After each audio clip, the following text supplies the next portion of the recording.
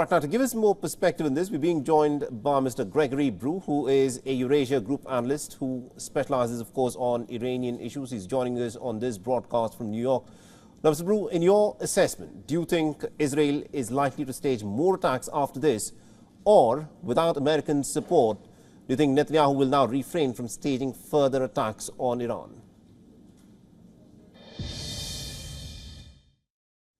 I think for now, it's likely that Israel does not continue attacks against Iran directly. I think what this latest Israeli action shows is that Israel is conscious of escalating with Iran and is also conscious of retaining U.S. support.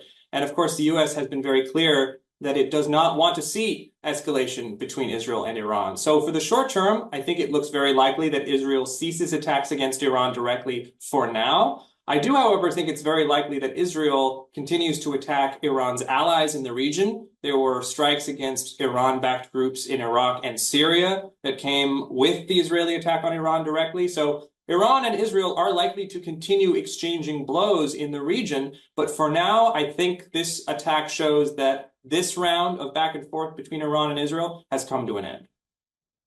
But also considering as to how fluid the situation is at the moment, do you think the United States is at risk of getting sucked into this conflict between Iran and Israel, even though formally Washington appears to have said that it won't back any of Tel Aviv's revenge strikes on Iran? I think the U.S. is very conscious of the escalatory risks between Iran and Israel right now, given that both sides have shown a willingness to attack each other directly. Iran's attack on Israel last weekend and then today's attack by Israel against Iran shows that the escalatory risk is still very high. So the United States will do what it can to keep the conflict from growing. However, the U.S. has also shown that it will stand by Israel if Israel is attacked directly. The United States is continuing to support Israel, albeit also providing pressure on the Netanyahu government regarding the offensive in Rafah and the humanitarian situation in Gaza. So there continues to be pressure there. However, there is a risk that if Israel and Iran do exchange blows again and it grows into a broader confrontation, there is a strong possibility that the United States does get pulled in support of Israel. And also, Mr. Brew, looking at how things are playing out domestically as well, Joe Biden is fighting a re-election, but for Benjamin Netanyahu, his political future would be in doubt once hostilities, of course, end. Do you think Netanyahu will try to keep the hostilities going on just so that he can continue to remain in power?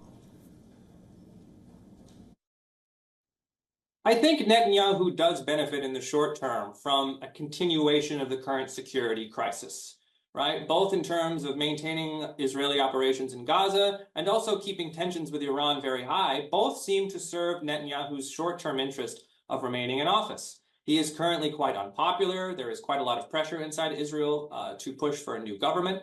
But so long as the security environment remains unstable, that does benefit Netanyahu, at least in the short term. However, the conditions allowing him to remain in power will not last indefinitely. And there will come a moment, either through new elections or a change in government, that is likely to push Netanyahu out of his position. So as far as keeping him in power, yes, this does potentially help him, but his odds of remaining in his position through the end of the year still look pretty doubtful. All right. Thank you very much indeed, Mr. Gregory Brew, for joining us and getting us all those insights there. For all the latest news, download the WION app and subscribe to our YouTube channel.